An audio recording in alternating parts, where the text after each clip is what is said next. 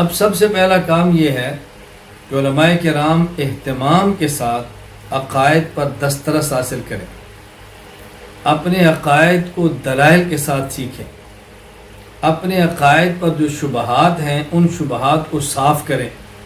یہ علماء کی ذمہ داری ہے۔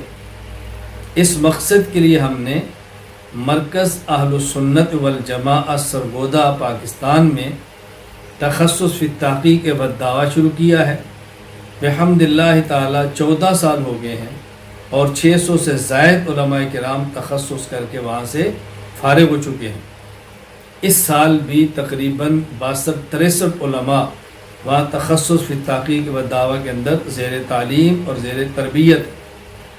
تو اس سال ہم نے مشاورت کے ساتھ آن لائن تخصص فی العقائد الاسلامیہ کا آغاز کیا، تاکہ وہ لوگ جو ہمارے پاس نہیں آ سکتے ہم اپنی آواز ان تک پہنچا دیں اور وہ لوگ عقائد کو سیکھیں، علماء اپنی تربیت حاصل کریں اور عقائد میں پختگی پیدا کریں، عقائد کو اصولوں کے ساتھ سیکھیں، عقائد کو دلائل کے ساتھ سیکھیں اور عقائد کو بیان کرنا سیکھیں، عقائد کو بیان کرنے والی زبان لیں، عقائد کو واضح اور صاف اور شفاف کر کے امت کے سامنے پیش کریں۔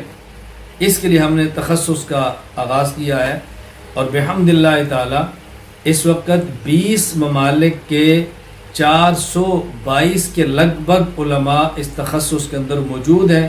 اللہ رب العزت اس کو اپنی بارگاہ عالی میں قبول فرمائے، ہمارے اس کو صدقہ جاریہ بنائے، اللہ تعالیٰ اس کو ذخیر آخرت بنائے اور پوری امت میں ایک بیداری کا اس کو ذریعہ بنا دے۔ علماء کی ذمہ داری ہے عقائد، اسی طرح ذمہ داری ہے کہ فقہ پر عبور حاصل کریں اور علماء کرام باقاعدہ فقہی مسائل پر دسترس حاصل کریں، عملی زندگی میں پیش آنے والے مسائل اچھی طرح پڑھیں اور عوام کے سامنے مسائل کو احسن طریقے سے بیان کریں، احسن طریقے سے پیش کریں۔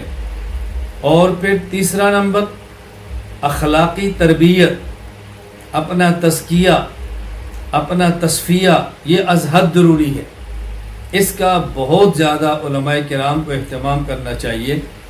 ہمارے ہاں بحمد اللہ تعالی اس کا پورا اہتمام ہے کہ تزکیہ بھی ہو، نظریہ بھی ہو، نظریہ بھی ہو اور تزکیہ بھی ہو، یعنی عقائد میں بھی پختگی ہو، نظریاتی طور پہ علماء کرام مضبوط ہوں، اور تزکیہ اور تربیہ یعنی اخلاقی اعتبار سے بھی علماء کرام نہایت پختہ اور مضبوط ہو۔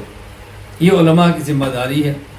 اب ظاہر ہے جن لوگوں نے امت کی قیادت کرنی ہے، جن لوگوں نے امت کو لیڈ کرنا ہے، جن لوگوں نے امت کی رہنمائی کرنی ہے، بنیادی طور پہ ان کا عقائد میں، اعمال میں اور اخلاق میں پختہ ہونا از حد ضروری ہے۔